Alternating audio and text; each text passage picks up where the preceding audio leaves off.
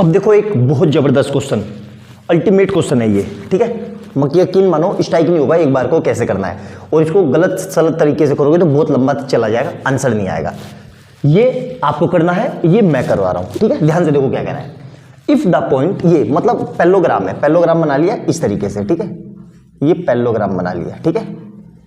और इसके वर्टेक्स क्या है, ए बी सी डी, और इसके हमें मिड पॉइंट दिए हुए हैं। कितना दिया हुआ है, वो मिड पॉइंट कह रहा हूं, वर्टेक्स दी हुई है a,1 और ये कितना है 5,b, और ये कितना है 2,15 और ये कितना है 1,1, ठीक है। अब ध्यान से देखना, अल्टीमेट क्वेश्चन है ये, यकीन मानो। इसमें ये इसको डायगोनल को मिला लो, ये डायगोनल, ये ए से सी मिला लिया यहाँ पे, और ये आपको खुद करना है, ये दिया नहीं रहेगा, और बी से डी को मिला दिया। दोनों डायगोनल एक दूसरे को उस पॉइंट पे बाइसेक्ट करते हैं, ठीक है। यहां तक समझ में आ गया, मेरे ख्याल से कोई समस्या नहीं होगी। अब क्या करना है, ध्यान से देखो, इसको नाम लिख दो। क्या लिख दो, x1 y1, ठीक है। ध्यान से देखना, अलग अलग मार्कर का यूज इसलिए कर रहा हूं ताकि आपको कंफ्यूजन ना हो। x2 y2, और इसको नाम लिख दो x3 y3, ठीक है। और इसको नाम लिख दो x4 y4, x4 y4, ठीक है। अब देखो पैरेललोग्राम की एक प्रॉपर्टीज होती है, आपको पता होगा कि नहीं भी पता होगा तो कोई बात नहीं, और पता होगा तो बहुत अच्छी बात है, कि the coordinate of mid point of AC और coordinate of mid point of BD दोनों एक बराबर होते हैं, मतलब एक दूसरे को O पे बाइसेक्ट करते हैं। तो मैं क्या लिख रहा हूं, coordinate of mid point of AC equal to coordinate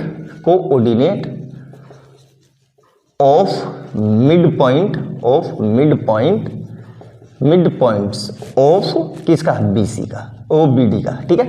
अब देखो एक AC के क्या है, मिड पॉइंट कैसे निकालते हैं, x1 प्लस x3 अपॉन 2, और y इसके लिए क्या निकालेंगे, y1 plus y3 upon 2 is equal to, ये दोनों बराबर होंगे, x वाला x के साथ, y वाला y के साथ। क्या होगा, b के क्या है, x2 प्लस x4 अपॉन 2, और इधर से क्या आएगा y2 प्लस y4 अपॉन में 2। क्लियर है, इतना समझ में आ गया, इतना लिख लिया होगा तो आपको समझ में आ गया होगा।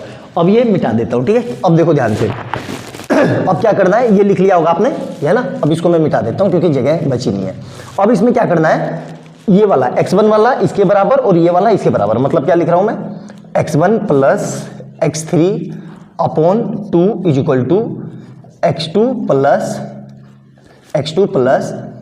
x4 अपॉन 2, और इसी तरीके से ध्यान से इधर भी देखना, y1 plus y3 upon 2 is equal to y2 plus y4 upon 2, ये लिख लेना है, ठीक है। अब इसमें वैल्यू पुट कर देना और सोल्व कर देना है बस, है ना। ध्यान से देखो, इसको और फर्दर हम सिंप्लीफाई कर सकते हैं, कैसे, इस 2 से ये 2 कट गया, इस 2 से ये 2 कट गया, तो यहाँ पे x1 कितना है, देखो x1 कितना है a प्लस x3 कितना है, यहाँ से देखो 2 इज इक्वल टू x2 कितना है 5 प्लस x4 कितना है 1, तो यहाँ से कितना आ जाएगा, a प्लस 2 इक्वल टू 6, मतलब a इक्वल टू 6 माइनस 2, मतलब a इक्वल टू 4।